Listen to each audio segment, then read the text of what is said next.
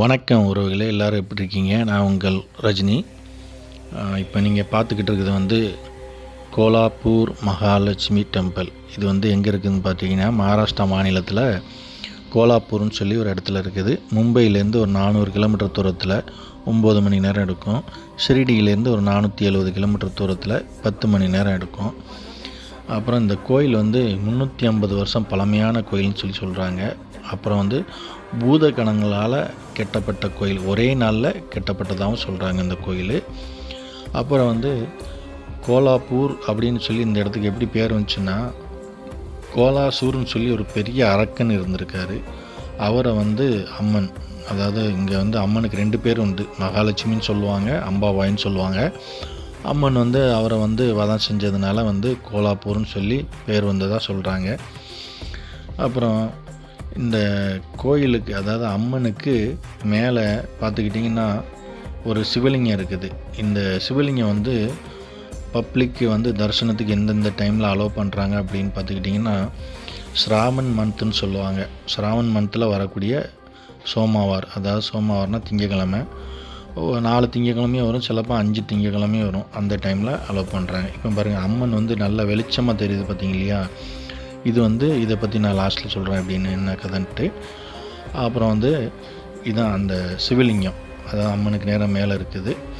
4, அதாவது ஸ்ராவன் மாதத்தில் 4 டைம் வந்து திங்கக்கிழமை 5 திங்கக்கிழமை வந்துச்சுன்னா 5 திங்கக்கிழமை தரிசனத்துக்கு அலோவ் பண்ணுறாங்க. அப்புறம் வந்து மகா சிவராத்திரி அந்த டைம்லேயும் வந்து அலோவ் பண்ணுறாங்க.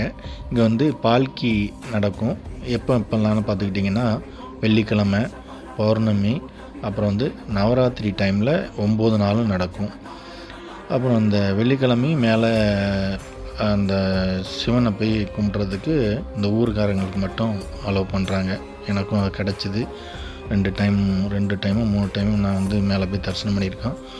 அது வந்து பாக்கியம் இருந்தால் தான் எல்லாத்துக்கும் கிடைக்கும்.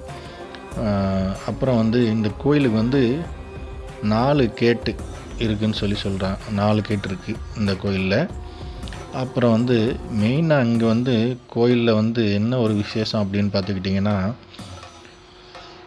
சூரிய கதிர்கள் வந்து அம்மன் மேலே படும். அது எப்போன்னு பார்த்துக்கிட்டிங்கன்னா, அதாவது ஜனவரி 31, நவம்பர் 9 வந்து பாதம் சைடில் வந்து சூரிய கதிர் வந்து அம்மனோட பாதம் சைடில் வந்து படுது. அப்புறம் வந்து பார்த்திங்கன்னா, இன்னொரு டைம் என்னென்னா, 2வது டைமாக பிப்ரவரி 1, நவம்பர் 10 மார்பகம் பக்கத்தில் வந்து சூரிய கதிர்கள் படுது.